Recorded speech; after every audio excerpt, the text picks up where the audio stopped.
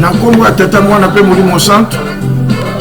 Bandeko na ngai bana ya papa Simon Kimbangu. Mbote mingi na bisika biso bino bozwami. Totombeli bino mokolo mwamine molamu. Tika ete tata Nzambe nkolo Yesu Kristo na tata Molimo Centre papa Simon Kimbangu ba pambola bino na bisika biso bino bozwami. Totombeli bino pe suka ya sanza elamu. Pamba te sanza na biso ya août, sanza ya mwambi ezali kosila lelo lobi na mawana yende tokokota na sanza ya septembre to sanza ya libwa oyo pe ezali riche na ba événement kimbangiste. Batata ba mama toye liboso lisusu liboso ya bitando na bino kaka ndenge ezali bomeso na biso kopanza sango ya papa Simon Kimbangu. Ndenge kaka boyebi mikolo topesaka mbote kaka na batu nyonso ozala wapi bino boye za kolanda na bayebo kolanda na sima topesi bino mbote. Sans plus tarder boyebi ke biso rôle na biso papa Diangenda atikelaka biso ezali kobondela ona kimia ezala na mokili. Soko lingi koyeba penda rôle ya biso bakimbangiste sambela to yoka libondeli ya le 6 avril ndoko yeba ke biso tozali pona kimia na mokili. Nena yango lokola tozali kosenga kimia na mokili toko yemba nzembo pamba te ko yemba ezali kosambela mbala mibale. Chanter c'est prier 2 fois. Nde toyoka nzembo yo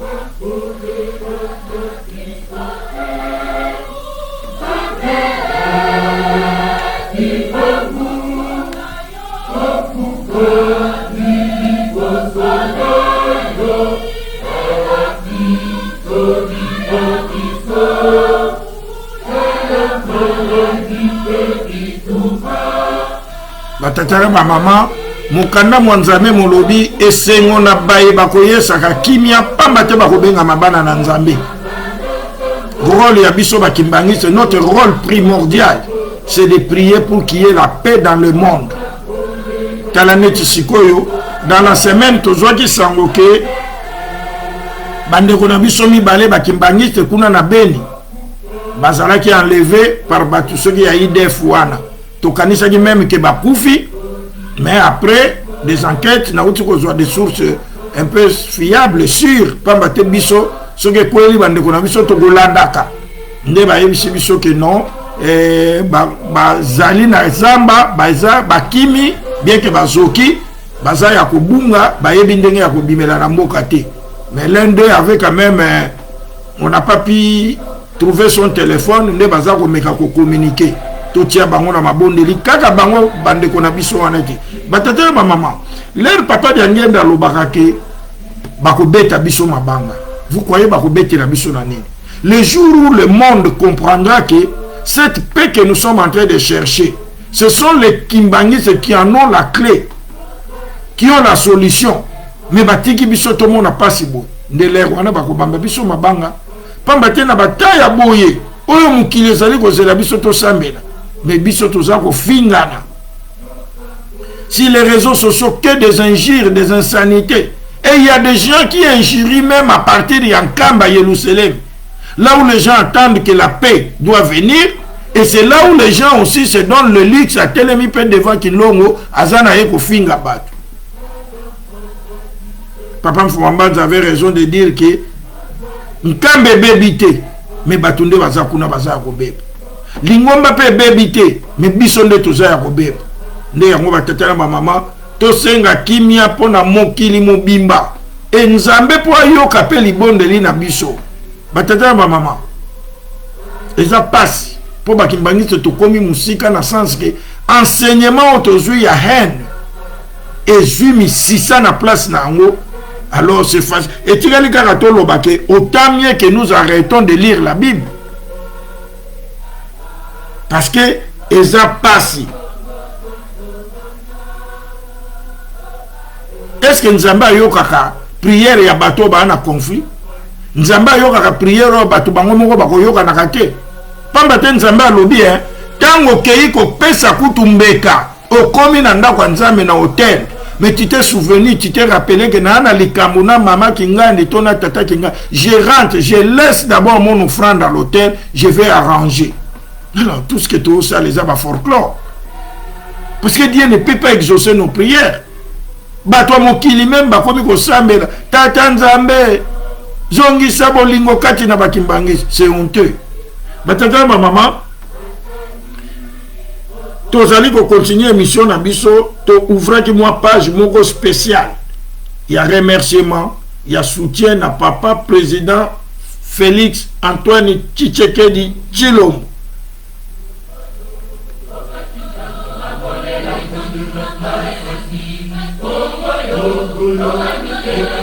Batata na ma maman, papa président Fachi Mukwantombolo, depuis Azui Bokonji, Azako Sala Penza, ba action, Yamana Mupona Biso Bakimbangis, depuis Tolo Baka na 5 ans na ye, ya premier mandat na ye, Fachi a Kenkamba 2 fois. Fachi a bongiseli biso likambo ya le 6 avril lo biso to zelaka to ndimaka teke toko mikufe la tête ko mona yango po biso depuis bo mwana batata na biso ba yebisaki biso toza ko avancer malembe pai papa simungi mango lobaki lingombe ko tika la moko siko lingombe ko tika la moko ndenge nini mateya ya batu musuku bokende ko sala lingomba na bino bozwa ba mikanda na bino. Mais simungi mango avait dit il restera une seule église. Mais vous, à la place que ton litena nous couteau ya tika keza la nini, nous cherchons encore yako kabola yango. Grâce à Fachi le 6 avril le commis férié chômé. Fachi avion présidentiel na ye comme on a Simon Kimba tout le monde. Et les loyaux depuis avant-hier mangin et comme qui n'enkamba pour na banda construction. Il y a route, il y a passion, il y a papa Simon Kimba. Biso banda bo mwana. Papa dengue nazo ba nzelo lelo to mona passe. Mais lobi comme un prince. Tala lelo. Fatia za kotongela biso nzela bangin comme qui donc ba travaux bandi. Ya mwana biso ba kimbangisi. Ceux qui osent kimbangisi osano ko soutenir Fachite. C'est que osano kimbangisi lokuta. Po biloko biso to zela ki yango. Ba président belé ba sali yango te. Et puis, Fachi, qu'est-ce qu'il en a à voir avec les Kimbangistes? Bisote bato pesier bokonzi wana. Aye binenga zula bokonzi na ye. Na effort personnel ba benga ango. Mais nous avons eu des présidents comme de Mobutu. Oh, que papa de Ngenda pesa qui est ango boye. Oui, il a fait ce qu'il a fait. Ma commune a réalisation Fachi a commune en moté. Donc, une fois de plus, Mukwantombolo Fachi. Toteyana. Et nous, les Kimbangistes qui aimons notre église, nous te soutenons. Tout ça, que tu as ma bondeli, Nzambe a pambola yo, a pesa yo boania, o sala lissus, kimia e kota na mboka wana. Ozwa mandat ya mibale, que tu fasses encore plus pour le peuple congolais, que tu fasses encore plus pour l'église Kimbangiste, Nzala e sila na mboka, kimia e kota, kobomana e sila. Babiloka mike tikali papa toyebi koko sala. Soki mbalo bosali ba billet musu ya mbongo bambola elongi ya Simon Kimbangu na billet moko ya mbongo zwa mapamboli na yo aéroport wana ya njili loko ya biso bakimaki tolinga penza ba monument te mais soki pe yo moni koko sala ngo ya Simon Kimbangu bambola yango na aéroport ya njili mutu penza zo kita ebake oyo mabele ya Kimbangu amonela ki passe nde batata ma maman.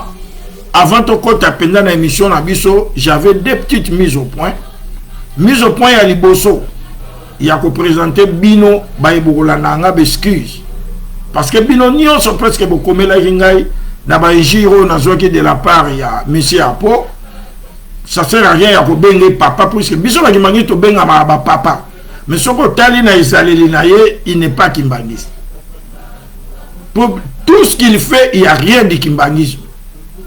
Alors, Bolobaki Nangabino, pour répondre, tu vas descendre trop bas. Évidemment. Parce que lui, il est calé trop bas.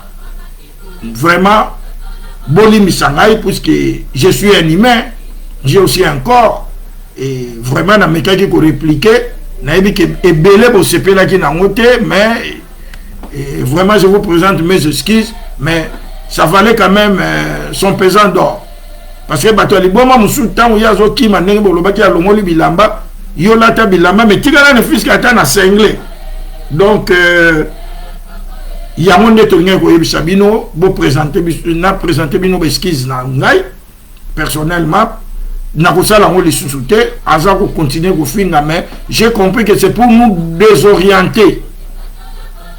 C'est pour nous désorienter. D'ailleurs la preuve ya on a lingi pe na deuxième mise au point na ngai ya kolobela papa m'abuse na moni vidéo lobi ke mbote mundi la panzaki sango ke yo kufi. Papa m'abuse demande à ceux qui me connaissent, la méchanceté n'est pas moi. Je ne cherche pas le malheur des autres, bien au contraire je suis compatissant, j'aime pas voir quelqu'un souffrir. Donc mutunayo wana je ne connais même pas nouvelle en que yo koufi bimela kiwa, et je n'en ai pas diffusé. Personne peut te dire que il a eu ça de moi. Azati. Donc pour une fois, j'ai vu, malgré ça, que pousser dans les mal, mais vous avez été sage, surtout que vous télémaguez devant qui longo, qui avait seulement dit que oyo baro se pela liwa na ngai, nayo vivant, bango pe bako kufaka, na tiki papa Simon Kimbangu a s'occuper na bango. Sachez-le bien que moi, même yo azo finga ngala, si aujourd'hui il mourrait, je compatirai. Parce que je ne suis pas Satan, je ne suis pas diable. Donc, mon dimi, akolingaka mabe ya moninga te. Nde ya mwana moi deux petites mises au point nazaki na ngo ya kosala, na émission na biso tokolobela ndenge bolandaki titre na biso. Est-ce que dire chaque fois papa Simon Kimbangu kiangani oye molimo santu ye kaka, est-ce que c'est ça qui convient? Est-ce que c'est ça dont il a besoin, ou bien que c'est la volonté naïe? Est-ce que volonté naïe on peut te bien ne maman na lisolo na biso tokozanga pété ko la paroisse ya Montreuil, parce que le kuka ezama cassé sur le dossier Montreuil. Mais en passant, nous ferons un clin d'œil pour rétablir la vérité. Ndenge zali bo message na biso to le kananze mon biso to ko bandelaka programme nzembo na biso boyebi yango malamu nzembo oyo, et puis to landa maloba nini to sa ko kamwa ke batu bazana nkamba baza ko finga batu to yokana bon landa bien papa ko loba nini yao.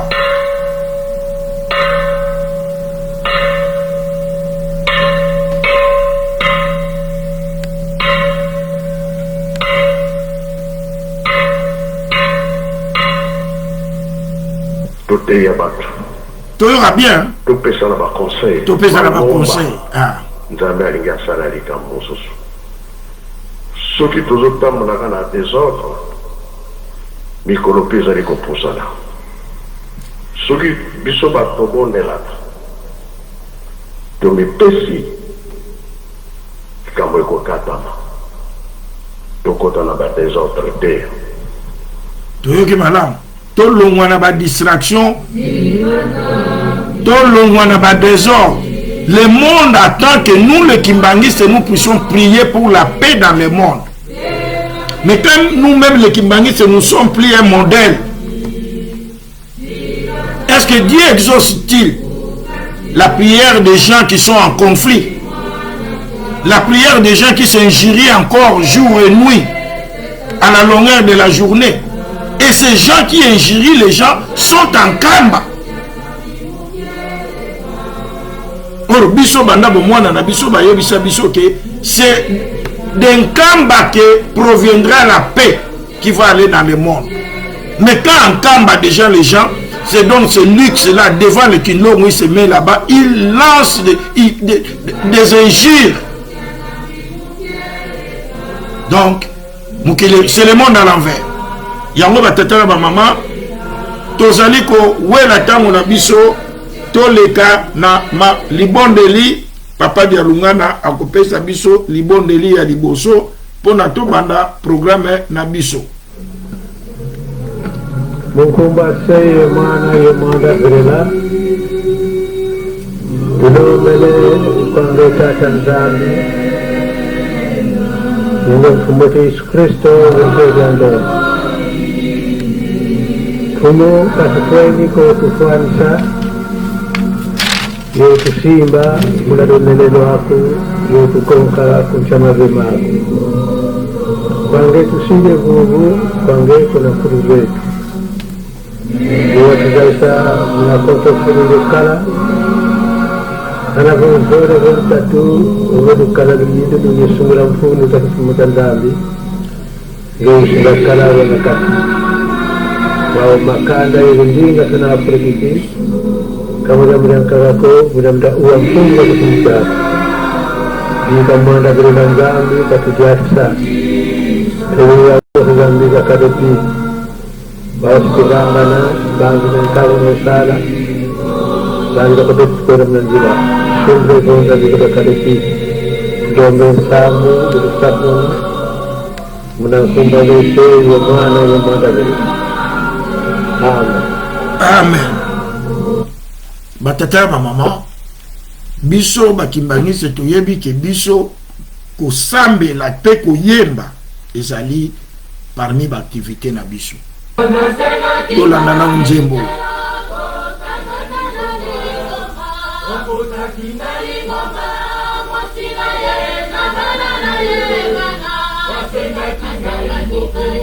Période to komi ezali période moko difficile pour na biso bakimbangise, période moko délicate parce que papa Diangenda lobaka na biso ke tango alingaka ko inaugurer temple Satan atunaka ye est-ce que koki ko prolonger date te parce que soko inaugurer temple wana biso to komi na mobulu ya bi jamais na kotikela bino tante ne Satan yebisaka papa Diangenda que lokola osali boye tokokota na église na yo tokozwa ba titre na église na yo tokokota même na famille na yo na libota na yo. Nous allons y entrer pour akobundisa yo yango bomoni ke ba papa lere bazaki bango misato batikalaki uni mais na sima na bango bakei Satan tungisi bana na bango tala ndenge bakabwana tala ndenge lingombe kabwana yango batata ba mama biso ndenge boyebi émission na biso komo na ngoto teyana tokoteya kamukanda mwa nzambe. Nous avons toujours insisté qu'on ne transforme pas le kimbangisme. C'est ça notre lutte d'ailleurs. Que ce que nos trois saints pères là ont laissé, qu'il n'y ait pas de déviation. Le 10 septembre 1921 en Banzansanda, Papa Simon Kimbangu annonce à la foule qui était là que je vais aller me livrer pour qu'on m'arrête. Et nos aïeux qui étaient là lui posent la question. Maintenant que tu vas aller te livrer, on va t'arrêter, on va te réduire au silence. Qu'est-ce que tu nous laisses? Et Papa Simon Kimbangu dira, je ne vous laisse rien d'autre que la Bible. Lisez-la constamment. Vous trouverez tout pour que vous puissiez attraper le voleur avec l'objet qu'il a volé. De quel voleur Papa Simon Kimbangu voulait parler? De l'homme blanc, du colonisateur qui nous a amené la Bible, mais il cachait beaucoup de trucs et il interprétait la Bible en sa faveur pour bien nous coloniser. Mais nous les kimbangistes, Papa Simon Kimbangu nous a laissé la Bible.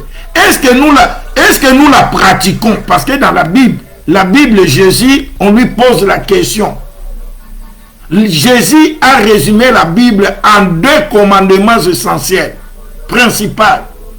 Tu aimeras ton Dieu de tout ton cœur et de toute ton âme, et tu aimeras ton prochain comme toi-même. Quand tu aimes ton prochain, tu ne vas pas l'injurier, tu ne vas pas chercher son malheur, tu ne vas pas le critiquer. Est-ce que nous, les kimbangistes, nous sommes encore dignes de lire la Bible? Papa Diangenda, qui est, nous pouvons dire, les bâtisseurs de cette église, si nous pouvons l'appeler ainsi, lui au moins résume la Bible en 3 points essentiels. Bolingo mibeko na misala. Donc azongi kaka linganza mena yo na motema no do bolingo. Papa zai ko lobango pe yango to tia bolingo liboso. Mibeko, les 10 commandements que Dieu a donnés à Moïse, nous les Kimbangistes, nous devons les pratiquer. Parce que si vous suivez les 10 commandements là, d'ailleurs on dit, tu ne calomnieras point ton prochain, tu ne prendras pas la femme de ton prochain. Donc, que de l'amour. Mais aujourd'hui, nous les Kimbangistes, nous faisons des pratiques contraires à la Bible. Donc, c'est une déviation. Parce que le père fondateur de l'Église lui-même nous a laissé la Bible. C'est ainsi aujourd'hui, nous allons lire dans Matthieu, chapitre Matthieu 7, 21 à 23. Ceux qui ont la Bible peuvent lire Matthieu 7, 21 à 23. Ceux qui te suivent, totanga na kombo ya tata mwana pe molimo sana. Donc, je disais Matthieu 7, 21 à 23. Ceux qui me disent Seigneur, Seigneur, n'entreront pas tous dans le royaume des cieux.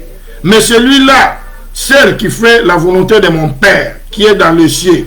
Plusieurs me diront à ce jour-là, Seigneur, Seigneur, n'avons-nous pas prophétisé par ton nom? N'avons-nous pas chassé les démons par ton nom? Et n'avons-nous pas fait beaucoup de miracles par ton nom? Alors je leur dirai ouvertement, je ne vous ai jamais connu, retirez-vous de moi, vous qui commettez l'iniquité. Batata ma maman. Mokanda ya Nzambe ototangi et lobby, ce n'est pas ceux qui disent tout le temps Seigneur, Seigneur qui hériteront le royaume des cieux, mais ceux qui font la volonté de mon Père.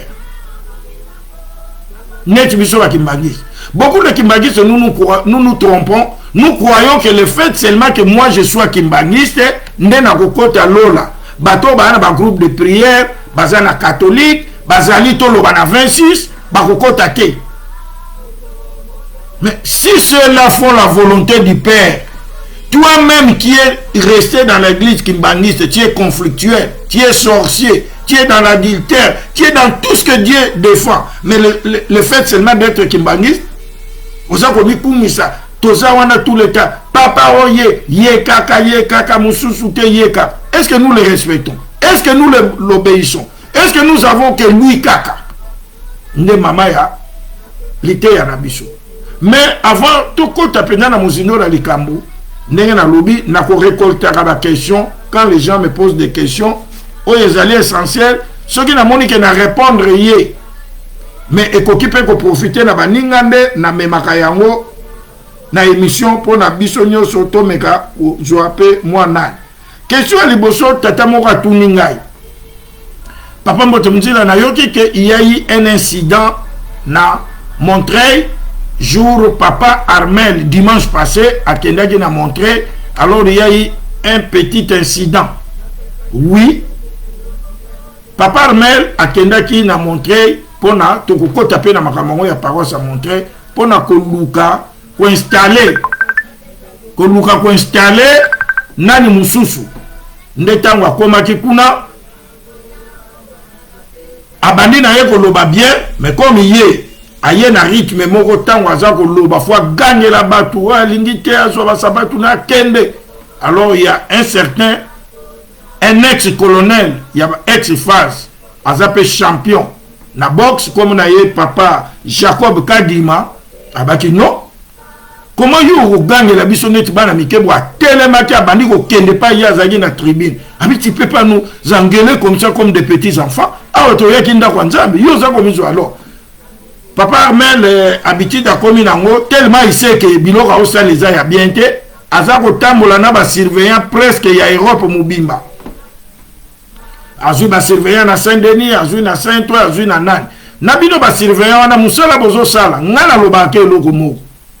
Lelo bozali ko protéger ye. C'est bon protéger ye, mais bon ye bakake lobi pe ko kwela bino. Lobi ko kwela bino. Ce que kwela yo te ko kwela mwasi na yo. Ce que kwela mwasi na yo te ko kwela mwana na yo. Ce que kwela mwana te ko kwela ba parents na yo. Parce que papa Katembo abandaki muke comme je l'avais dit dans l'émission passée. Nous lui avons donné le goût. Maintenant, les gens qui ont remplacé Katembo, Misato, Ezali, Brice et tout, Abedachou, leki na ye Armel et tout na po salimba. Alors to bandi ko tikela bango nzela babandi ko mata après to kolela lisusu. Or c'est maintenant que nous devons étouffer les mal dans l'œuf to telemela bango ke biloko bino boya na ngwana jamais. Tata wana telemaki ba surveiller ba yaki wana ayebisa pe ba surveiller oya ko meka. Puis c'était ancien champion en boxe. Toko beta now ne ba surveiller ba meka ko convaincre ye asilika ki abima ki akenda ki naye. Pourquoi? C'est parce que papa Armel na ba langage bandeko surtout biso na poto awo. Yango pe na olobake ki poto na biso ngo esila nga kutu na yeka na ngana ba 2000 awo. Dis, moi je laisse ma maison. Neti lelo ce qui bozo mona ke ba émission na ngai eza sous na date fixée parce que ngana yaki na poto ko luka mbongo. Na yelaki makambo lingomba te moi je vais pas aller vivre na zela kabasa la ntintsani lokwa batu msuso baza ko finga biso. Donc na kotala jour on a répondre nga ndé na programmer émission parce que j'ai un loyer à payer, je dois vivre, j'ai une famille à faire vivre. Vous savez. Alors, nous avec le temps netiko répondre à moi, je pouvais faire quelque chose dans le Simon Gimba. Alors, le dimanche, il y a même des gens qui ont habité dans le Sambe. Et il arrive à l'église, toi tu es prêt pour un imbécile au Bandagogangilaï. Alors, il faut te vendre, tu vas à ma boque. Et après, papa me dit là, oui, mais attends, et tu veux que moi je fasse quoi? Tu veux que je fasse quoi? Je donne raison à Nabato. Donc, biso moko tolingi ko se respecter. Ne incident wana et salemaki. Mais après tata bato se calma ki na ye abimine libanda aye biso akokai ko loba na ye o bato bayokaki ke soko kanisi ke mbongo biso to mona na passe na poto yo ye na mutu na yo atinda ki opozo mbongo wana awana penda makile kotanga akenda ki na ye. Question ya mibale mutu moko atuni ngai kaka na makambo ya installation alobi papa mbote mundila likamu moko pe to mona ki to sepela ki na ngote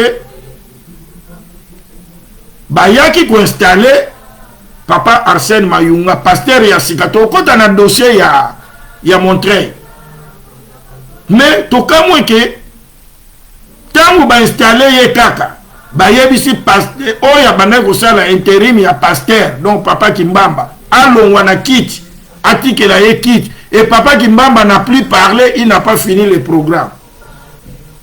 Non. Biso to yebi na administration de l'église. L'installation n'est pas la passation de pouvoir.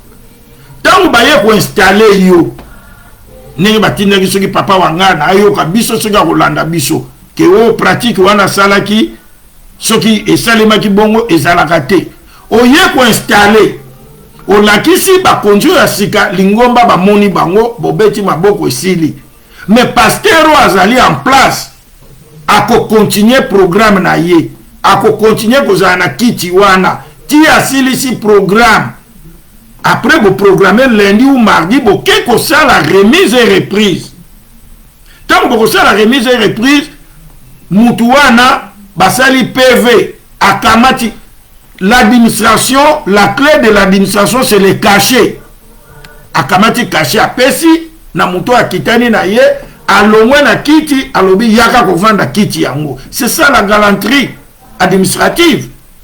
Mais faire le contraire, ça c'est humilier papa qui m'a pousse, il n'a pas de mérité à saluer le côté. Bino ne bozana ba plan na bino bomoni peut-être que ya ko kota ngote bo changer likambuté, mo moins respecter les passation de pouvoir et zelo ko mususu. To lo balelo, je crois biso nyoso to monaki même leur batiaki papa Kabila longwaki élection. Et ça l'a mis, bah voter, passer tablier dans mon inga ou à remplacer. Cela ne veut pas dire que bon installer mon tout, bon yobisial, yo le moins la quitte yo vanda. Non, ça c'est humilier les prédécesseurs qui étaient là. D'ailleurs, n'a pas que mon amour parce que n'a pas image au botin de l'émission là, aussi si les mises et reprises, botin de l'émission vidéo, tel que y est pas ça voloba. Il a quand même aussi, il doit quand même aussi remercier les chefs spirituels, la confiance à tia qui est à couper cet intérim, voilà. Donc ça au moins c'est un couac. Biso rôle na biso zali toté yana prochainement parce que ndenge zali wana décision ne bimaki depuis samedi. Cela ne voulait pas dire que l'herbe a publié qui a moka kuna na directeur du cabinet. Allez. Papa Arsène Mayunga là où il était, il commence à signer des lettres. Non, il commence à envoyer des messages aux gens. Non, à cause de là, d'abord installation, et de deux, bino batu installer qui puisse bino batu pouvoir réparer à chef spirituel, bokei ko superviser ba ben en remise et reprise, passation de pouvoir. Azongi si caisse, asali makambutu, bo signer PV, ba yambani l'entrée et le sortant par kitinayo yango. Là, c'est ça qu'on appelle la galanterie administrative. Mais quand on a un nzambe, ndenge ka botel monsieur s'il y a lobby kutu lisute programme ici non. Ça c'est loba bosali administration na bino ya sika ndenge bozo linga ko sala lingoma na bino ya sika. Nazali pe na mutuna mususu. Mutu moko atuni ngai a lobby bon, comme eza question na reposer batumsu boluke la réponse à lobby papa mbote mundia toza komona ba injure oyo papa apo aza ko sala ko finga batu yo kaka teme des injures vraiment na nani mais yazali na nkamba pene ya mokonzi est-ce que baza komona yeto baza komona yete parce que tozo mona baza ko sanctionner batu mususu mais ye baza ko sala eloko moko te pona ye tolingi to yeba est-ce que baza komona yango to baza komona te. Papa, ndenge yo tuni question, ceux qui posent à maman, ndenge peka nga pe naza ko mitun. Pour musuku to asala ngo mona ke ko telema devant kinlo. Musuku pasala ngo vandi na cabinet ya papa. Naye na nkamba na cabinet na ufinga bino yo kuna mama yo na lata ko le cabino poto na bino ani. Voilà. Donc moi je n'ai pas une réponse à donner parce que j'avais dit possible conseiller kingaike nana tabilama je vais plus suivre banana newa. Maintenant, parlons de la révocation. Il y a un lobby na binoki et tout, la famille et tout, faut télémassico. Ceux qui étaient, la famille et tout, ils seront pires que Katem. Pourquoi dans lobby en Tata Moko, je crois, Miekante là, il y a Saint-Denis, à Saraki, audio Moko, donc, moi j'ai compris que il y a un abisso tout peut ça l'attention aux autres sur la nana. J'ai compris qu'on l'a donc on l'a piégé. Azako sur la nana muninga lobby a kokai koloba a critiqué papa Armel. Bon, il est vrai qu'à loba qui papa Armel fait sa papa ça comme tatindi mais puisque mais ceux qui y a lobby en haut pour à mon équipe papa Armel n'a papa Zako na Monaco. Donc peut-être il y a un lobby là qui en haut. Mais basambi si était et l'autre côté bah révoqué et bon là on a bien mukanda ya papa de Lubenzi. Papa de Lubenzi a bien dit j'ai reçu l'ordre, nous avons reçu l'ordre de qui? De Armel. Surtout que bah simba kindeye tala siko ba mbuta oyo bazali ko meka mwa mukeko yoke la papa et j'ai compris que parce que mbuta ntimba mpaka président du collège Azakiwan bon landi pe ba audio etambola ki na réseaux sociaux ya ba mekonja surveiller ba papa nzafo mais ba bengisi bango ba yoki bango c'est ça mibe kwa lingomba et puis ba pesi bango etumbu il y a 2 ans bon bien que papa de ngenda loba etumbu jamais voyi ko leka 1 an mais ba pesi 2 ans lemso bata et na mukanda na bango to moni papa ntimba mpaka komi alobi bo yakanda kwa nzambi. Donc, or, motif, on a ce qui est quoi qui n'a ma boko, ya brise et tout, n'armel et tout, bango, armel a zolo bango bien, au sakani, au longwe na lingomba. Et pourtant, papa d'Angenda, oh, ya sala lingomba, oh, aloba, que, balongo la kamutu na lingomba ti, et ça li pratique na biso kimbangiste ti. Mais comme papa armel là, wa, si aloba ki ango, na scène, l'apparence a montré que Maloba oya ba papa bango misato et c'est si là qui depuis le 8 juillet 2023 lukutaka nous ne toujours ça la siko oya ba papa oubliez ça donc tout ça alors papa mon copé ayaki ko intervenir pour tout ça na ba nani akomeli nga bi papa Mbote Mdila na yoki ke olobi ke papa Armel alobi na paroisse ya Montreuil ke lukutakano ya bandimi ekoki kosalema te ezalaka te yo kei na yo kutu musika oke kolukela ye ba mikanda ya papa Mfumwa Mbanza alobi tala kaka na règlement d'ordre intérieur ya Lingomba wapi yango atinderaki ngango yango yo alobi article bureau paroissial le bureau paroissial tout ça mission composition te wana eza composition atindera ngami bale wana ezali mpona koyebisa nga mpe kake bureau paroissial kaka mutu eza na droit ya donc pasteur paroissial aza na droit ya koconvoke malobi na règlement d'ordre intérieur ya église ezali voilà règlement d'ordre intérieur de l'église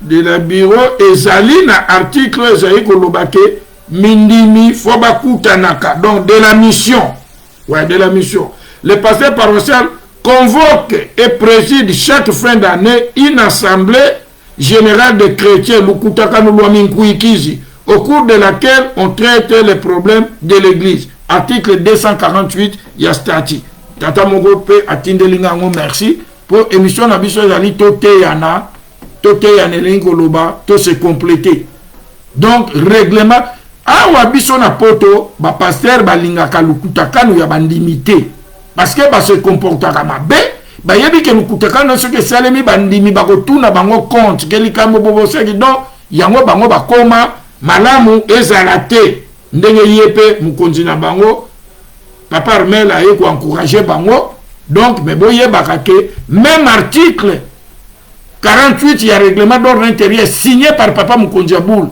et ça coordonné que il faut que ça là le kutakano la mikokiz batata ba maman siko to sisi na ba question to soit moi ta 20 minutes pour na kolekana problème épineux il y a paroisse ya Montreuil pour tout moni comment mi belé mambo lukuta nalingi simana loba de masese avana kota na problème à paroisse à Montreuil omoni film oyo oto omona na paroisse à Montreuil film oyo biso ba mususi totala yango donc eza neti oyena na okuti bato ba otala film moko boye oh botala film ngana sina tala yango donc oyebi bacteur nango oyebi ndenge kenda kosuka et de deux.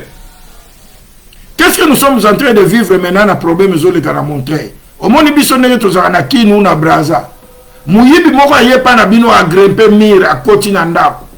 Azwi biloko bomoni muyibi a sauter a kimi. Bo bandi ko landa yebo bokanga muyibi yepe ndenge azokima zoganga pe bokanga muyibi. Siko bato babimi na libanda ba oyeba te qui est le vrai muyibi.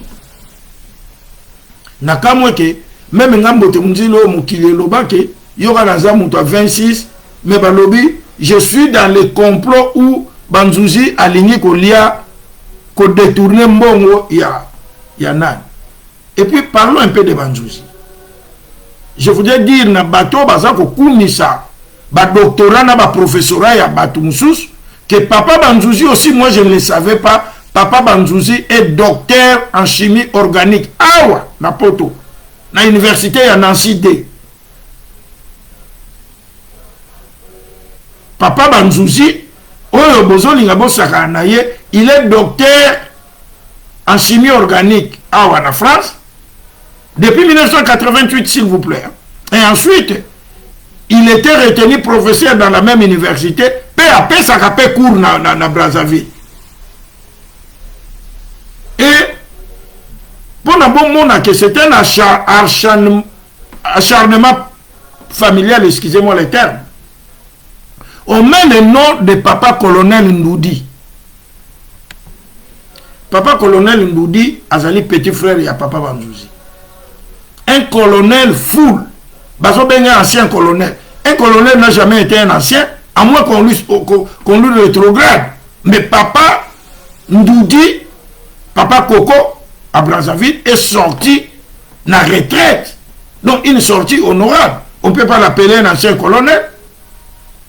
Et c'est un grand monsieur respectable et respectueux. Bazo kotier na buzoba, na batumoko baza même na niveau na yé. Qu'est-ce qu'il est venu voir? Qu'est-ce qu'il est venu faire dans le dossier de Montreuil? Et pour votre information, na meki ko solola na papa Koko wana. Ayisinga papa Mbote Munjila. Faut papa Simba yopo, ba mate yozote ya jour moko teya et pourtant ngai toyeba no kaka en fait to solika lelo, mwebi ko teyelanga. Nabi me mwano ayuki makambo na ngai ndeko yo biene. Nabi na teyela onde ya bi papa. Ngana uta kinkamba. Na biro ya papa biso na papa. Papa pesinga mukanda. Le wana je crois zaki na bureau national na vérifier ki wana bien. Nengo zozonga na braza kende ko tanga mukanda wa ezaki ya faki na pesi yo muto ko tanga ya. Abi merci papa. Ko bima kaka zo bima. Ba bengi yo no mutu kinganda alobi mukanda na ko tanga te. Ya bingama kambu wana pana ngati. Na sina zwe pa papa na ki. Akomina braza katembo abengi alobine ke conseiller direct moko na ebite sokeza papa Mbenza papa Rigen to papa Sako mais l'un des conseillers direct alobi ko tanga mukanda wana te ya alobi ngai nazana mukonzi moko kombo na ye Simon Kimbangu kiangani ye kaka soki ya bengi ngate eza la conseiller direct soki nani ngai na kotanga mukanda ne quelque temps après téléphone sonné papa ye moko bengi ne mateya na biso pa yoko salelo papa lobi na ye papa colonel bokotanga su mukanda na te po ba lobi na nga sino ekotia désordre kotanga su te ya merci papa comme utie pa na yo ngala zaka na mukonzi moko ndenge kalo baki bongo batangi pe su mukanda wana te lobi nango amona lettre akatembo ye bapesi 100 mètres à kota swata na paroisse mogote et ndenge ba uti ko longola bato awa kombo na ye pe koti na kai pour avoir fait la volonté du chef spirituel et tumba ya Mbote Munjila bino batu bolinga ko yeba ngote voilà et tumba ya Mbote Munjila. C'est ça la guerre de Mbote Munjila. Quelqu'un se fait sanctionner pour avoir refusé de faire la volonté d'autres personnes que le chef spirituel. Il se voit sanctionner. C'est ça ma lutte. Alors pourquoi disons-nous yekaka yekaka? Maintenant revenons à un problème, il y a parole à montrer. Bande koza mawatro. Lelo na tindela kibino nyoso j'ai publié, moi je suis un archiviste, na publié ma teya oyo ngana teya na paroisse ya Montreuil pour lelo paroisse wana ezala batata mama biso to ba omoni makamto vivre na lingombo ya. Nous sommes en train d'écrire notre histoire. Un jour nous passerons Bible totanak biso to sali mo école biblique. Ces gens-là n'étaient pas des saints, ce sont des gens qui ont fait des œuvres. Qui totanga na mukanda nzambe wa batobia basala balati, ils savaient pas. Tokoma kotanga Jida, peut-être Jida connaissant bien Jésus était le fils de Dieu, azwa kimbo ona yebi ke bako koka ko boma Jésus te. Mais batouana l'air ba ko boma Jésus, Jida tali abi donc bako ki peka ko boma quelqu'un qui faisait des miracles. Jida c'est pendu avant même que Jésus ne meure. Et comme moi Jida lelo et comme maman ndenga mabe. Mais biso tala net biloko na tiaki na tombe. Batata ba maman. Toko zonga pendate sinon nous n'allons que parler de la paroisse de Montreuil. Paroisse wana ya Montreuil. Comme je l'avais dit précédemment. Papa Banzouzi après ba li to boyoka papa qui solokela lobela na biso bato ba Brazzaville wana ba Congolais ya Kinshasa kuna na poto soki ba yokani te ba bulani makofi na ndako nzambe. C'est là que papa Banzouzi avait eu l'idée à bengi papa Mfumambanza ce qui n'a pas neni ni wana na lobela kiango a fungoli paroisse. Cette paroisse au début il y avait que ye mwasi na ye bana na ye famille na libota na ye.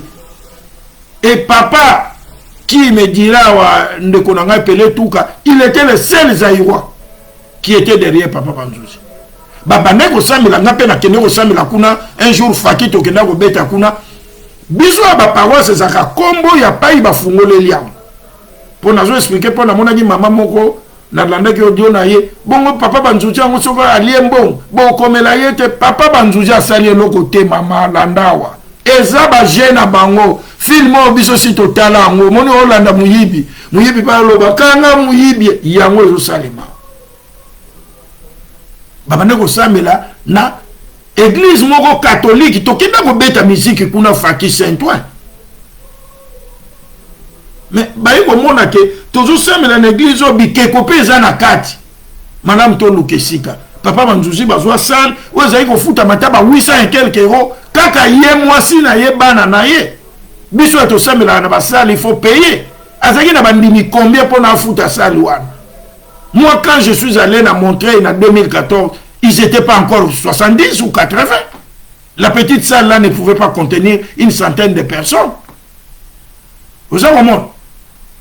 Qui n'andenge toloba ki tozonga sukunate paroisse et yaki kokoma bato belé bisope kaka ba oyo. Nous avons mouillé nos maillots paroisse et kovimba. Tant vimbi comme Papa Banzouzi avait toujours son idée là. Parce que Papa Mfumambanza senga wana poto bon luke sika lobela wana na Kikongo lusose fulu la tous les bayo na sonika nkumbwa tata bon luke sika bokoma kombo ya tata na ngai awa na Europe mobimba ezate c'est la paroisse de Montreuil qui est la pré ça na ngani bino ko luwa ngoko luwa ko ke ko commencement kimba hein et ko sala ke bake ko funda Banzouzi na nkamba na caisse bona na likamo malamu pona malamu likambo na caisse tozaki na 16 000 euros ya projet en ce moment là 16 000 euros bake ko funda Papa Banzouzi na nkamba bake kuna basambi na nkamba bayebisi Papa Banzouzi banda lelo yo longwe pasteur et tout ça bakangi paroisse ya l'air wana paroisse ya comme on ngezaki Lomière parce que église catholique pas ingana yebela ki paroisse wana tokenda obeta musique kunezaki église donc na métro Lomière ti boyoka ka paroisse à Saint-Denis batika na bangu tsu na Saint-Denis te mais comme fungwa melaka na Saint-Denis et soit paroisse à Saint-Denis ti boyoka ka paroisse ya Saint-Ouen bakoma butu pene na ngao musika ya Paris mais comme to fungola ka ngo wana penga na zalaki na Saint-Ouen yango soit paroisse à Saint. Donc nos paroisses ici portent les nominations ya payoyo. Les dénominations, il n'y a pas yo ba fungole la kia. C'est ainsi paroisse wana ezaki Lomière oya ba Papa Banzouzi. Siko Papa Banzouzi pendant qu'azaki na paroisse wana, Banzouzi aza muyibi lelo.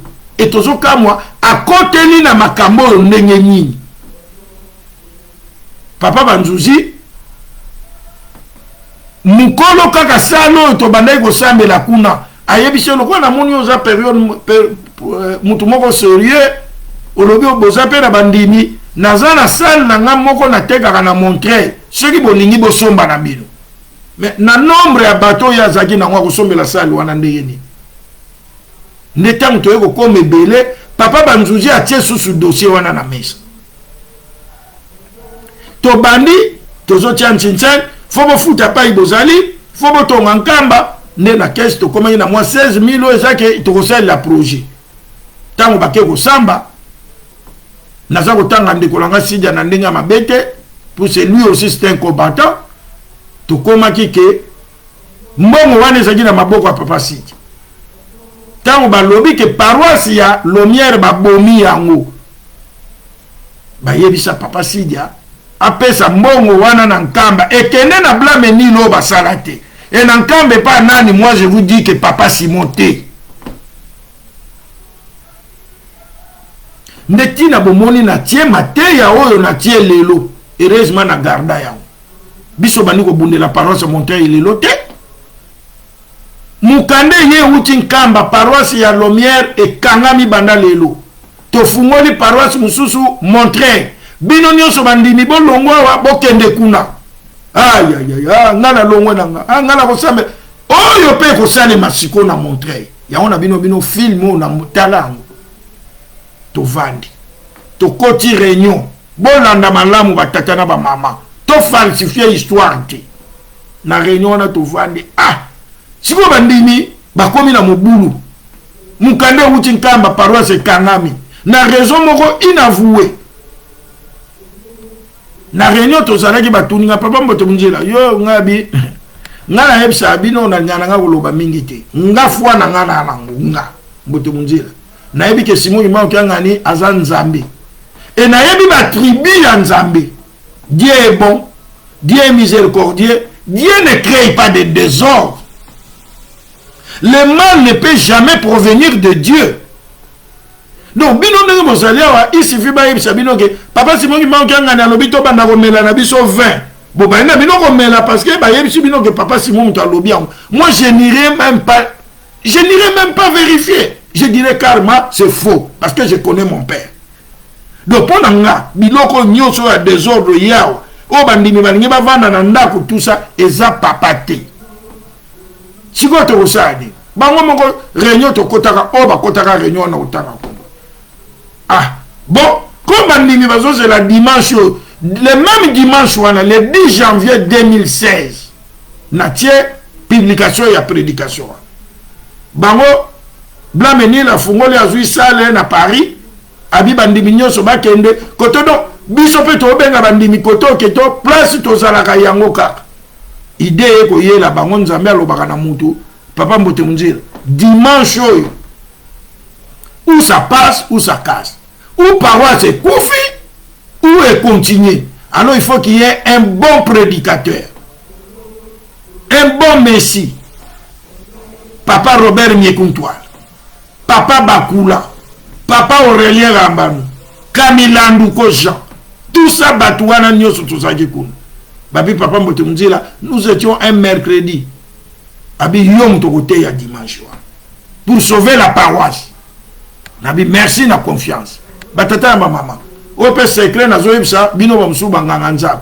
Depuis le mercredi là, na komaki kolia kaka 18h banda tongo ti sacrifice. Na longwe na mbeto na kiti na mabele. Et le dimanche là on a prêché le 10 janvier wana. Na liate banda tongo ki na ndenge na kendaka. Na komi na yebisi papa Batantou. Papa Batantou nga mutu na kote ya oyebi yango je sais. Mais na vandi na voiture. Yo beta ngonga liboso. Soko moni ke lera ngonga mibale koki. Oye ko benga nga na kiti na voiture. Na matika kambala moko. Po eza biloko ndenge balakisa biso. Na kokai même ko pia mutu mboki. Po eza ki lutte. Ou na sauver milimo ngani ya papa Simon Kimbangu ki ngani una bungisi yango.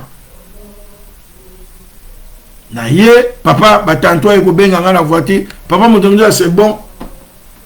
Toke na beta ngonga mibale. Na bibi na voiture na ye. Na ndenge nga nazo mata na ndenge ya zo beta ngonga mibale. Mate ya wana bomoni. Mama na likamu na te ya ka yango kana lobi. Yango pe nazo tuna bino bandimi ya montrer yo bozo continuer ko benga. Na yebisi bango. Job natanga na mukanda Job. Job azalaka donc mutu moko nzambe azali ko toutes les tolo. Un serviteur intègre ya nzambe donc nzambe na satana zoba yoko koka mutu nanga Job te. Un bon serviteur. Mais bana ya nzambe bakeye pa nzambe. Bana nzambe wana tourna bango ba mona iteke bana satana. Yango na holo bana bino satana ko bongwanaka mondimi keba zala na maye lososo la ye satan ko yasuna mukila te satan ko yasusu na baba masekete satan zakati na biso satan ko zwa forme ya mutu e ko sala ke tango ba komi pa tata nzambe tali batu na yabi mais satan yo ou accompagner batu na ngande yabi na bana na ngaka ko tamula na moni bango yango peto est-ce que batu wana ba yeba ke ba na satan na yebisi batata na ba mama biso nzambe na biso komone nani o Simon Kimbangu Kiangani avanda ka wapi o nankama bongo satan na ko kende wapi ok nankama satan tu arodaka toujours autour di azali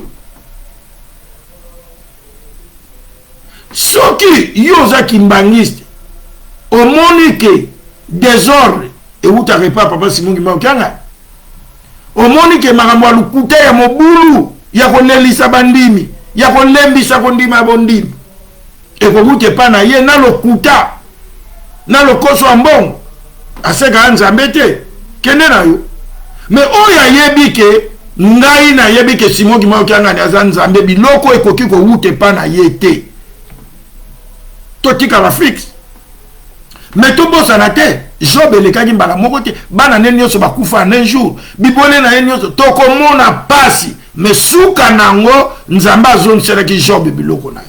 Je voulais dire que suka na yango on va nous combattre, on va nous taxer de tous les mots. Bazaki même kobenga biso bato 26 nkamba mutu awuti montre yo kokota lisusu te totie boye suka nango paroisse ya mwana elelo baye kobundisa ngo lisusu batata ya mama. Question kaka ngai na ko poser. Papa Armel et tout aye na poto. Paroisse à Saint-Denis ezali, paroisse à Saint-Ouen ezali, paroisse ya Blameni les ali, ba paroisse belé totondia. Pourquoi accueillir kotala ba finance na bangoti? Parce que dans les caisses de ces paroisses là, il y a rien. Mais dans la caisse de la paroisse de Montreuil, il y a 50 000 en liquide. Je dis bien 50 000 euros. Et c'est là où il s'intéresse.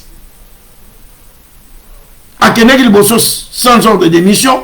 Après, il a fait faire une ordre d'émission en bonne. C'est pour la seconde fois que je vais sauver cette paroisse. C'est pour la seconde fois. La première fois, la deuxième fois, j'ai crié au voleur. Ba comme ko luka ba tia boyeme ba yaki pona bazwa mbongo wana.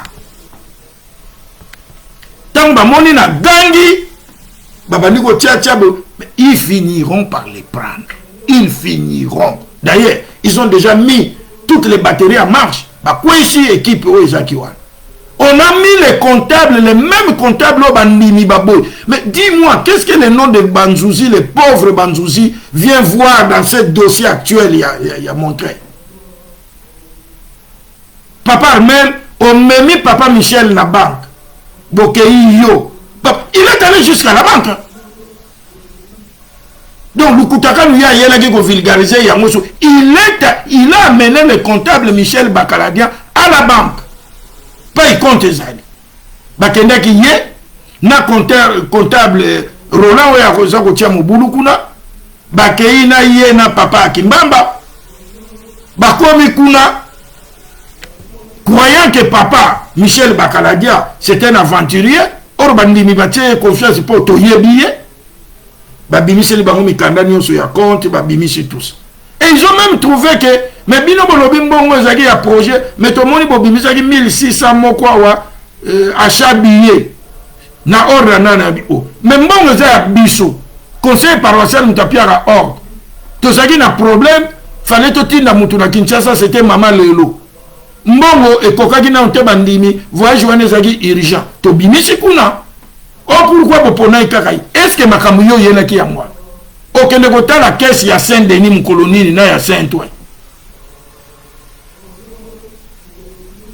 Et puis bon attend que ne signer contrat wana. O bazo benga contrat bidon. Makambo lukuta parce que jusque là à ma connaissance pour se jeter dans j'étais impliqué dans makambo wana. Biso tozaki bato ali boso to kenda kota la salle wana va bandiminyos. Il y a eu des travaux là-bas. Soko munyango kondimate. Mbongo to perdre pona kotonga place wa et comme wana ndenge bozo ko monela ngo mais ataba 300 000 euros baby wana et ngai avant na longwa na clique wana na yebi ke ku ya sha wana to yokana kina ba 600 000 euros mais mutu wana lobby donc bobanda na bord na contrat ya location bozana.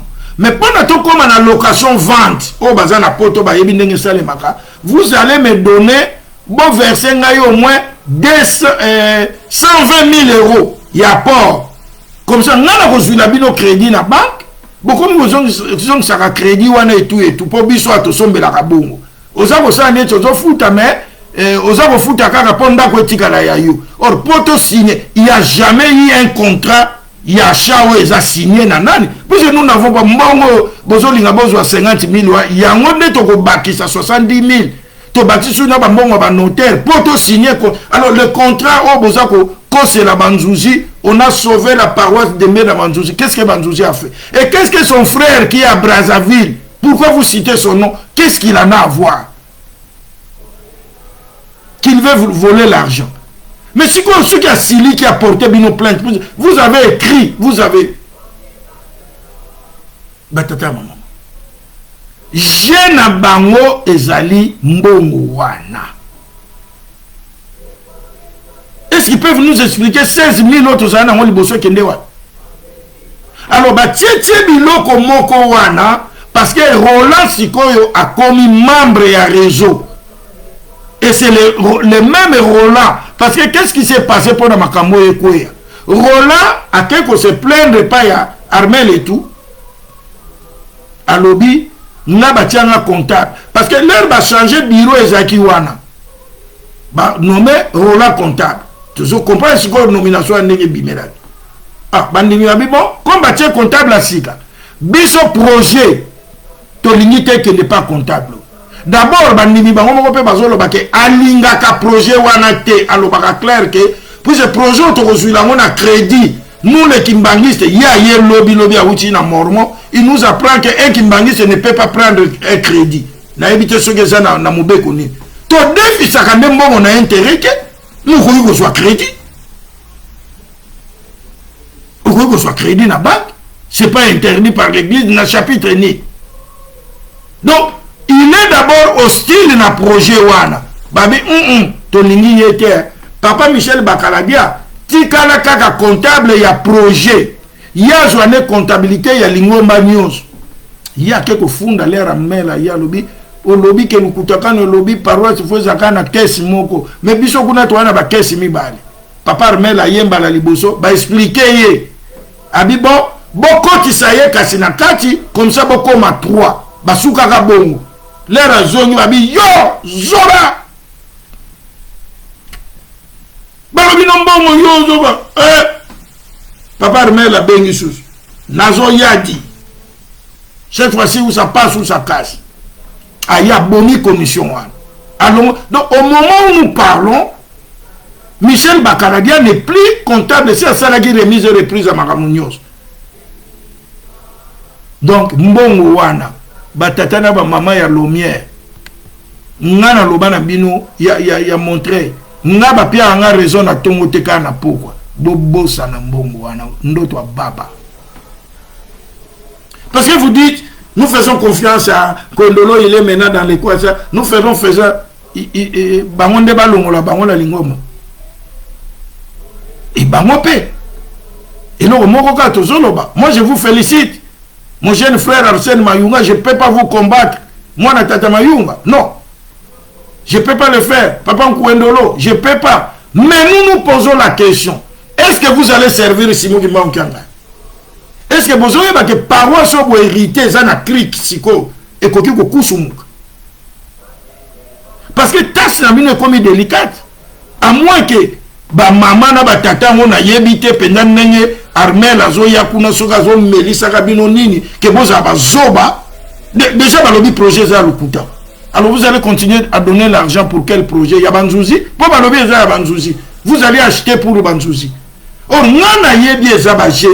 qu'est-ce qu'ils font? Quand ils veulent atteindre un objectif, ils cherchent un bouc émissaire. En Angola, pour la paroisse, il y a Kalemba Doge, Oyo Papa Wana, Apesap, Terre ya Munene, pour la Lingomba. Pour l'air de Kabwani, Lingomba Zagisou, la place à Oussambelati. Bakomisa bango bandimi na ye bopo na ubo ndimi papa simo ima okangani ubo ndimi tata na boso kutu tata ngo bokomelanga komo papa mambu lokola ye ndenge papa colonel oya lobby ndudi ke ngana ana bakonzi mibalete oye eskaka lobby yangwana balukela ye makambo ndenge boyebi papa mambu ekoma na ba surveiller ya mambu papa mambo penza salisaka ba surveillant mususu mutabane ko vanda na nkamba papa mambo po bakanga ye bakosa kotinda ye mission kende ko représenter chef spirituel na Kinshasa na mariage boy po ba livrer ya komi na centre azobonga makene mariage yango bato aner ba ye na ndenge bazwai mambo akendele bon sans quoi il était en Kamba, il a fait ce qu'on lui reproche ou quand. Allez, si on a appelé comme Bazo Lukabazo Mbongo wana, ils doivent chercher un bouc émissaire. Bouc émissaire na bango ya Kanaba Mesana. Allez, Banzuzi, alingaka yi bambo, nambote munzi. Et si on a mbote munzi la peine, na côté liwa, na yebi kutata foye. Et dans tout ce qu'ils ont passé, ils sont allés à la banque, ils sont allés partout, il n'y a aucune signature de Banzuzi, nulle part. Parce que pour votre information, tant que pays peut signer, car même contrat où il y en a. Bon, basa loaneza ya un juif. Moi na ye mutunga na mona parce que son papa était na Israël. Alors, balobi, ya lobi, moi j'ai confiance na Banzuzi, to banine depuis kala. Fois zala talo kwa garant po bino na ye bibinote. Biso to kata voyage ya papa Banzuzi. Po papa Banzuzi ndenga utaki nkamba balongola ki wana ayaki ni Braza. Nous avons appelé, on était même prêt à payer un billet pour aller pour on ne pouvait pas signer un contrat là-bas sans présence à Banzuzi. Comme garant, puisque Mundele Sokasi a tient toute confiance, il lui a fait confiance pour des petites choses et il savait que pour de grandes choses, il sera aussi sérieux. N'est pas Banzuzi a n'est pas eu contrat, même moi, il y a location, on est signé à Maki. Babinisi biloko ba idéal beaucoup des choses kaka po batwana soki si baza déterminé batata ba mama biloko nyonso na bazolo bana montrer ya lukuta leur objectif d'abord on a comme pessimiste des informations à ma possession cette paroisse là loyer ya pambo ya location soko tiena ba charge vous êtes dans des 4000 les mois bango tout bien pour ba monter na lobby na ba paroisse mususu ça ya dimanche moko. Une grande église comme nous, on venait de fêter un centenaire et l'église Kimbangiste est locataire dans toute l'Europe. Et l'unique paroisse à peine, et comment Kombo ya Simon Kimbang, c'est cette paroisse-là où on vient faire Biso Batolukutaka Nutolobi. Et paroisse Wana, et si nous ne faisons pas attention, pour n'amener bandimi ba bengelinga, mingi bakuvana bango na banda mingi bakena bango na ba paroisse mususu mingi pa ata aye un frère mais na ko pia mbongo na rola pour atina na réseau je donne pas à moins que ça benza zoba donc yo benza zoba donc mbongo yo moni la ngo passe te ngape ngaka mbongo na ngona la mungila 4 heures je donne pas système routine mbongo pa papa ezali alors sikoyo yango baje basali bako banana na ba loyer puis cette paroisse connaîtra des problèmes même il y a loyer dans 2 mois ils auront un problème de loyer pour mi bandimi mutu papia rambo et bandimi ora baza démotivé allez leke bako bandaka na ko zwa loyer ali boso que c'est comme perméable ici limbongo zele bobosana ndoto baba ba genio so ngana hipsa bino film oyo ngana tala yango batatana ba mama oya montré bozotuna papa motemozo siko tokosani nga question kana otuna bino Roland asi à côté na réseau et c'est Roland le financier Roland mutake koteka paroisse on l'a maintenu comptable albolo bananga ke papa Arsène Azawana papa Nkwendolo mais ils vont faire malgré ta besoin ko lobake les quoi le bureau paroissial exécute ce que le conseil paroissial fait. Le conseil paroissial a besoin de batuboni. Bon, à taper bongo. Tant bino bandimbo tele maintenant biso lingi boyete ba ukanga paroisse wa. Si bakanga mo liboso. Isa non. Bango tali bango te bili mo ba totala ka bango te. Donc paroisse wa ne komi na crique. Je vais aussi parler aux enfants de Papa Banzuzi pour clôturer ce problème de Montreuil. Vous m'avez appelé, vraiment, vous m'avez exprimé votre désolation. je me mets à votre place. Déjà, je l'ai dit, que quand je suis venu prier à Lomière, qui est devenu mon train, ce qui m'a retenu de plus, le jour où je suis arrivé, c'est Papa Félix Kwanzami qui m'a amené. J'ai pleuré, mais de larmes de joie. Pourquoi de larmes de joie? J'ai vu Papa Banzouzi en train de prêcher à l'hôtel. Mais comme une zembo, il y a ma chorale. Papa Banzouzi quitte l'hôtel, il va chanter à la chorale des dirigeants. Il quitte l'hôtel, il va changer. Il vient jouer à la Faki avec moi. Et vous, les enfants de Papa Banzouzi, j'ai vu Maman Grâce diriger la chorale des dirigeants, venir jouer à la Faki avec moi, et porter l'uniforme. Par jour, Maman Grâce pour changer 2 uniformes pour que tous ces quoi-là, Maman Naïs, Maman Chloé, tout ça. Et j'ai eu des larmes de joie parce que c'est ça mon enfance. Quand mon père est allé faire son apostolat dans l'Équateur, nous n'avons rien trouvé, ni Jeteki, ni Koreki, ni dirigeant, rien. Mais il fallait que tous ces mouvements existent. En un dimanche, moi, je pouvais diriger 4 chorales. Comme je vous l'ai dit, moi, je suis Kobeta Ngonganda Kwanzami, j'avais 7 ans. Ma première prêche au culte matinal, je peux avoir dans de 8 ans, 9 ans. Parce que papa était empêché. Il dit, mais Sylvain, tata c'est le ginga d'ayete, bon, teyakak. Non, à quel âge peut habiter teyakak? Débrouille-toi. Osa moi na ngaranza. Boza pe baleki na ngabana ngaranza. Tu vois toutes les bénédictions là que vous avez. C'est grâce au travail d'abord que votre grand-père Mayunga a fait dans cette église. Et que votre père, Alphonse Banzouzi, a fait. Combien de âmes sauvées à partir de Lomière jusqu'aujourd'hui? C'est pour cela que vous êtes toujours bénis.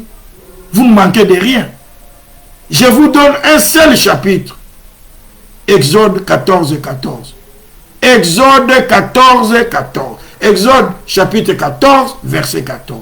L'Éternel combattra pour vous et vous gardez le silence. Je sais que c'est difficile. Heureusement, vous-même, vous avez pris l'initiative ces derniers temps de ne plus y aller. Parce que ça fait mal d'entendre les gens injurier votre papa et tout et tout. Bon, retirez-vous un peu. Mais avec le temps, donnons le temps au temps. Ne soyez pas découragés. Soyez fortes dans les prières. Soyez toujours près de papa. Dites-lui de ne pas... Ce n'est pas le premier combat. Celui qui sert Dieu, j'ai pris l'exemple de Job, a toujours été combattu. Donc c'est tout ce que je peux vous dire. Parler peu, écouter beaucoup. Et si tu trouves même que tu ne veux même pas écouter, il faut zapper. Mais surtout, n'abandonnez pas Simon Kimbaoukiangaï. Je vous donne ma confirmation que tout ça ne vient pas de lui. Tout ça. Ou alors il est Dieu ou il ne l'est pas, mes enfants. Vous êtes nés ici, vous avez étudié ici. Dieu n'est pas un Dieu de désordre. Dès que tu vois un désordre, dis-toi que ce n'est pas Simon Kimbaoukiangaï. Même si ça venait sous sa signature, sache que ce n'est pas... Donc, maintenant, vous, les enfants de Papa Banzouzi, on peut maintenant venir vous dire, Papa Simon Kimbaoukiangaï a dit, désormais, nous pouvons commencer à danser et prendre de l'alcool. Vous dites, bon, c'est bon, hein, comme il y a la signature de Papa. Non. Papa Diangenda avait fait une attrape na ba maman na Bongolo lors d'une rencontre de mercredi. Aïbsi ba maman, bon, on a ba kitambana na bino. D'autres mamans ont commencé à se habiller jamais. Maman kakou babi jamais. Abia. Omoni. Pour les hommes be quoi, tanga na lobi na yo longola kitambala, oko longola te. Papa Simon Kimbaoukiangaï n'y est pour rien dans tout ça. Nabino bandimi a montré, il y a monde to koti pemba la moko na mateya na biso. Mateya na biso bazoloba. Oko loba ezatele rozoloba. Oye. Batata ba mama. To landana le papa SKK. To yoka mawana ye. Pe to kota na lit nini. Oyo mbote munjila azako sala. To landa. Balinga na lingomba makambo ebele zela po bandaki na nani toke baza kobimisa balinga na lingomba makambo ebele kuna likambo ekwei kuna likambo ekwei ngai kozokanisa nazomona te nazoyoka te silence oyo nalati soki mwana alinga simba moto batikaka ye. Papa Simon Kimauki ngani alobi mwana soka alinga simba moto bokanisa teke silence ngana lati batatala mama toyoka nanu nzembo oyo botika kozana bizaleli ya mokili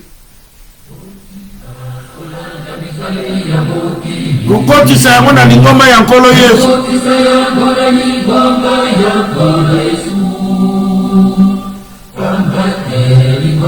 Kesho ya bandimi nyonso ekoma na ngai pe eske ya solo Papa Simon Kimauki ngani mutatambusa lingombo. D'ailleurs au début azaki na phrase moko alonda loba ngana nomela ngana nute me ba nomination ezobi batata ya mama na lingi na tiela bino maloba ya Papa Brice et tout pona rappeler bino etumbo yo ngana za nango oyo bino pe fo bosunga ngana mabondeli ka te na ba action pe mususu tango yebi ndenge bozo tunanga papa mbote mjeske muto penda ye mbongo azozwa okenda ngo papa mais yo kama tu opesi oyebi ka okenda ngo papa te siko papa mbote mjeya ya kusani tolanda Papa Brice et tout boyoka epai komba na ngai ebandi Papa Brice et tout akoloba nini toyoka ye pese nga komba na ngai ebandi Papa Brice et tout akendaki nkamba Papa Simon Kimauki ngani ayebisi ye ndenge ozozonga ezaki na avril kende kozongisela nga bandimi nyonso batia libanda lingomba babengana bango loma na bango bazonga na ndako nza sans distinction aucune, sans exception. Après tango okoya na juillet le 8 nde tokoyeba kotala bakana bango ka par ka ndenge ya kozongisa bango tango papa wana akomi alobi mbala moko raison na bayoki olobi boye mpona nini bolanda sikoyo akoya kochange maloba tolanda ye bien pa etumba na nge wuti batata na bamama kimbangiste na ye mpona kopesa bino précision na message oyo etami kopesa accès na kati ya ba-installation ba-structure na ba-paroisse na biso na boyo bajaka ba-solution nayi kopesa précision pote biso nyonso to comprendre bolanda ye bien message epesamaki ezalaki na solo yaye na papa esalamaki na lukutakani oyo ezalaki na nkamba ngai tata na bino tata molimo centre atelemisaki ngai mpona na mema mokumba awa na Brazzaville nakanisi tata nyonso azalaka na esengo na émotion mpona komwelela milimo bana baye na masolo wana epesamaki na esengo ote tozalaki na makambo mibale ya komio na likambo wana nyonso wana ezali masolo ya esengo ye na papa na batata na bamama toyebi kona lingomba likambo nyonso meme soki toyoki ngai papa président délégué na lobi mais ekotaka application tango eutaka na bateste d'application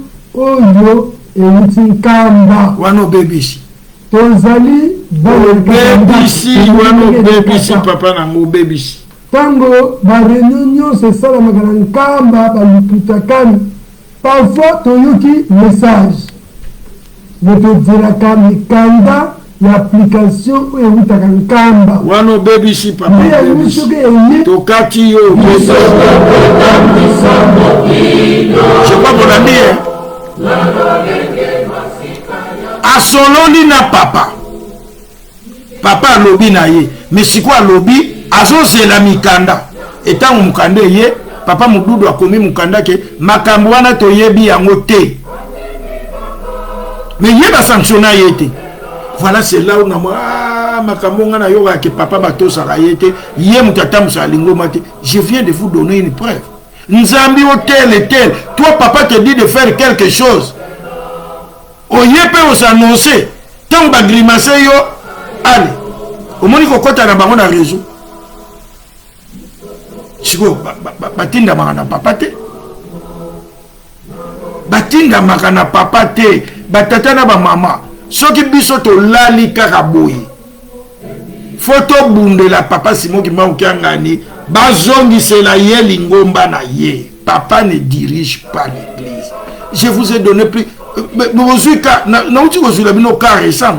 Il y a papa colonel là qui il y a papa Banjouzi. Il n'est pas ex-colonel, il est colonel retraité. Vous lui devez du respect, c'est un grand monsieur.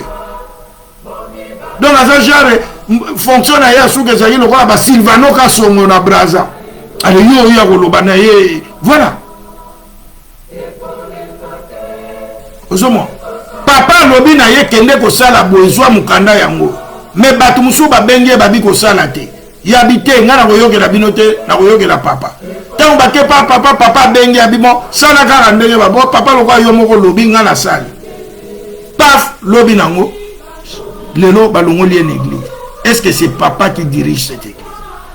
Parce que les gens qui comme soko tosi papa. Même bango bandeko bozolo baba nommé. Ceux qui ba garder ba poste wana ba tosa papa te. Pour ceux qui botosi na bino kaka papa Simon Kimba kianga bogolo. Mais ceux qui botosi yete ne bokotika na ba poste wana. Si qu'on faut continuer bongo. N'abosali même question ya mutu moka tuna kingai sur maman Marie azolo bake papa mbote munjila biso kuna na paroisse montrer ya Saint-Ouen papa wanzunga sa Marcelo balobaki kaka makambu ya mama ko lobate ya komi ko pimela mama na prière o boti ko ko la papa Marcelo ngani makambu balobaki mama soka zana ordre de mission te munoko na ye akanga. C'est ça le problème. Kosambe les appels ko fungula muno. Kosali sanchinza les appels ko fungula muno. Donc bref, maman Marie nenga zali wana tolobake qui conseillère direct na ye et ko s'exercer kaka so et kaka soka zana ordre de mission. So ki te azamu ndimi lokwa mundimi pamba ndenge pe bino bokendeke na Saint-Ouen. Azana kamba ko lobake. Siko bino ngo kose na papa Marcelo Batubaka. Azo landa ndelu kutakana. Bon, ce qui est passé, le Koutaka nous te bakolongo la ye. Vous savez comment? Donc, maman Marie, ce qui est là, surveillant, bazoleka. Mais ce qui est là, surveillant, on peut bakoleka devant pasteur. Donc, parce que comme ça, mon bec, on armé le tout, basalaki. Armé le tout, surveillant, c'est ça, mouvement na ye. Bah, surveillant, et l'ennemi na bango, ça a défilé, il y a dimanche. Ceux qui ont des activités, on n'a pas nani, surveiller, sous motivé, mouvement est kitangenge, yango batika ki yango. Ceux qui m'ont marié, ils ont défilé, ceux qui partent à Zate, ils ont défilé devant papa Marcelo, c'est ce que disent les textes de Lukutakan. Donc, maman Marie, Azana Yeka, Moutou Pamba, na sa tam. Donc, tiens, Zoya Neka Kosambe, la peine yo. Papa Marcelo, Yangani, Botiko Kosila ye makambu, Lekilanga, il n'y est pour rien. Ce sont les textes. Armena Yaki Kuna Atanga ki yangu. Donc maman Marie Ndengazana akolobate, akosambela te, Chinsani Kabache ya vande na kiti yo pesi ye nani asuriri yo okay. Akotuno kututoza madame, po wana pesa maloba. Donc akolobate. Sans ordre de mission ya kolobate mikolo ya watoko yo aka armé le tunde makambo ba ordre de mission pamba yenda kolobaka kutamula ba paroisse yo ma Marie soko lembi Saint-Ouen na yo vana na ndako ba mono na Saint-Denis ba mono na Montreuil ite. De toutes les façons tata la bino edika bino bien te apo alobaki awo siko yo ya kozwa maloba po pesa biso maloba ya éducation nini éducation ma belle ki solokele na de ngenda pesa bana na ye yango ba ya pesa lo micro pia biso éducation wana yango ba ninga bazoloba de choses comme ça sortent d'un proche collaborateur du chef spirituel qui n'est pas sanctionné, mais vous avez sanctionné parce qu'il a donné ses impressions, vous l'excommuniez de l'église. Mais c'est lui qui dit que Dianguenda et qui sont locaux ont mal éduqué leurs enfants. Ils ont échoué dans l'éducation de leurs enfants. Celui-là au moins, bien au contraire, vous lui donnez les moyens de continuer à s'exprimer. On est où là? Il y a un batata na maman et tumbo tozali nango. Koganga kaka ke yozo ganga wana. Oye ye kaka. Mais on sera hors de quelque part. Est-ce qu'on sera hors de Papa Simon? Possible pour vérifier que hors de on a vérifié au longwe. T'as pas eu ngombeko. Si vous salez Papa Simon au longwe. Si vous salez les réseaux au garde poste na yo. Si vous continuez boyeti wapi. Bino muzumona sou Papa Simon essaie. Papa Simon a lobby tozo bandela zéro. On est bon que papa à zéro lobby biso to yebite yo mona ko biso mona kate lingo la tsali. Bo sali makamuna ndenge na bi. Bo ke même ko so ba décision ti ya ko lo. Mais si ko boza ko contredire ko tia bulu yeke na mitu abatu po to lobby Papa Simon qui manque ngani ye kaka papa Diangenda. Mais dans notre papa Diangenda a interdit formellement na lingombo yo révocation ezalakate. Si quoi ye dans notre papa Simon qui manque ngani a changé na ye. Mais dans le groupe de prière papa, Dieu ne change pas, il est le même hier, aujourd'hui et éternellement. Mais comment hier il était dans le corps de Diangenda Kuntima? Il a formellement interdit qu'il n'y ait pas des excommunications, de révocations expliquant la lingombo. Et maintenant, nous autres, nani ayokia wana munokonaï. Nabino balongoli bino, nani ayokia. Moutouté. C'est que ça ne vient pas de lui, puisqu'il ne peut pas se contredire. Dieu n'est pas un fils de l'homme pour se contredire. Allez, tu vandi kaka, nabanda kutuka basa, même bino ba maman na batata a montré. Bon limisanga, bon betsanga mabakute. Bon betsanga mabakute si vous, papa mbote mundila, omoni awa siko lelo ba lobi lisubo. A maman bo betsanga mabakute hein. Puis c'est faux à la zoba. Faux à la zoba. Et vous appelez quand on Papa Simote. Pour nous continuer à vous bawana, mais si vous n'avez Papa Simon, eh bien, tu tires tes conséquences. Hein? Paroisse Bézaka, à mon côté, na Île-de-France. Ratel qui peut s'attirer l'année biso, na kolananga kilti na kama na olananga papa. Que aucun de quelque part, après vous avez un sou na ba souci, oh, papa motonjo wami to wuti kuna ba salibo. Ok, ne ko sani.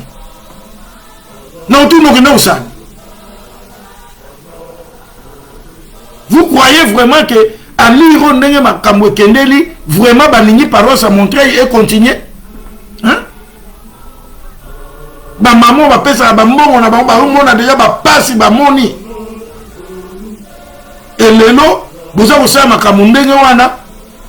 Donc, batetana ba maman, tozali na sangoyama wapona aussi ces émissions na biso. D'abord, biso nenge tolobaka. Bana ya papa ki soloke. Bana ya papa Diangenda. Bana ya papa dia Lungana.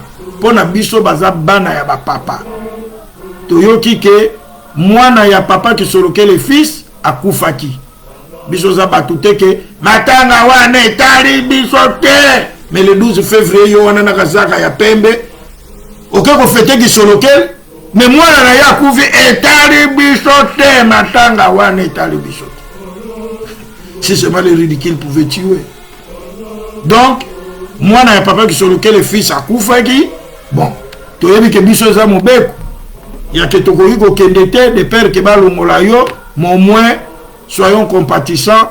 Nous présentons des condoléances na famille ya papa qui sur lequel ya papa dia Lungana ya papa dia Ngenda po wana kufi. Koko ya papa qui soloke. Tozali pe na sango ya mawa musicien ya kala penza. Mutafis ya yana ngato uteko solo kala te na keneki pe Kinshasa na lukaki ye po bango ka mutu batikela ki ba musicien fakio ya kala. Chez qui nous pouvons apprendre l'histoire yena ba mutamasamuna Charles a utaipe ko tika biso Mutafis waziama. Moi sina yaza ya yana biso na jeteki donc vraiment ça lui passe. Je crois que Faki Bissonio sont musicien, donc un doyen de la Faki Aouti Kokufa na kombo ya Moutafis, banako benge Moutafis Waziama, donc yé a Tiki Biso. Donc batata na maman to silisi émission na biso mama na likamuto kenango. Tango nazolo ba ye kaka papa Simon ki manganga ni ye kaka. Est-ce que nazaka na ye? Est-ce que na yebi volonté na ye? Po ba lobi hein. Oya kolobaka ye kaka te muto akokota. Mais oya kosala ka volonté na ye. Volonté ya tata na yo fo ye bango. Fo ye bango. Papa Simon Mokanga nenga zawana nenga lobi silence nga na lati. Mais moi na soka linga simba moto. Toko zika ebele. Donc ton ningana te période tozo traverser za ya passe. Mais moi na mwana abatele lembo na ye. Yeba tata na yo. Ah oyo mte. Oyo koza papa Simote. Comme kolongola bato na lingomba, comme manope mutu te mte. Mutu na mayele ne nga na usalati. Bon, nandaka mateya o na tieli bino na teya le 10 janvier 2016. Ata mukile ndimaka batu te me mateya wana mutesala ke paroisse ya montre ye koka ko subsister. Na tango batu musu baza ko finga biso me biso to sauvande milimo ya batu. Bino baza ko finga ko bimisa mais nous on est toujours là même si comme bongo ya montre soki na ganga kitende se kendaki. Siko ba ozela ka ba distraire moi batuba longola mo attention donc on dirait biloko moko balamba ki ba kitchinzungu bazo zele refroidir bakolia yango eko kende bolinga te essayer monani pa ezali c'est bien localisé c'est programmé eko kende na pia ki bino exemple moko ano mbongo Europe mubimba batia na kesi ya papa peke kanisa ya Europe mubimba pona musala na basomba je crois ba fenêtre na Portugal eloko moko ekende bango tona basakana kate o pe ba tchaki te bake ko tuna papa mais mbongo biso tchabi papa bi ngana yebi ya mote na moni pe ya mote na zwa gibi comment ngana pia bino musala bo somba bo na zwa nga sumbongo donc to suki si wana batata na ba mama nyonso bozo yo kapona paroisse a montrer bo tuna ka bato angwa bongo boke na saint te ko tala finance pona ni bongo bokei na Saint-Denis te kota la finance pour nani. Net maman m'a tourné. Est-ce qu'il y avait un problème là-bas? Il n'y avait pas de problème maman. C'était une paroisse, c'était tout calme. Mon boulot est ko bimaka yemuta ko bimisam. Et le dimanche là s'il n'avait pas compris, les gens m'ont dit dès qu'il a fini de parler, bah tu vas juste bah ça pas tout la maman, bah kende na bango. Si vraiment la Rateliki peut nous montrer cette image là, vous allez voir ça. Et ndenge ba kende ko na mingi nga penda so bo morning nga suswa a loba penda bino matu bo futele nga tikango ya po nga penda so bo morning nga ju voilà musala bino bo yela kina lingomba yango o ba kende ba ko kende soki wapi ba ko kende o ba ko zwa nous donc et ça passe to silisi bongo to yoka libondo lina biso ya suka et pa ya yeme papa Simon ki mauki ngani tata molimo santu abatela biso.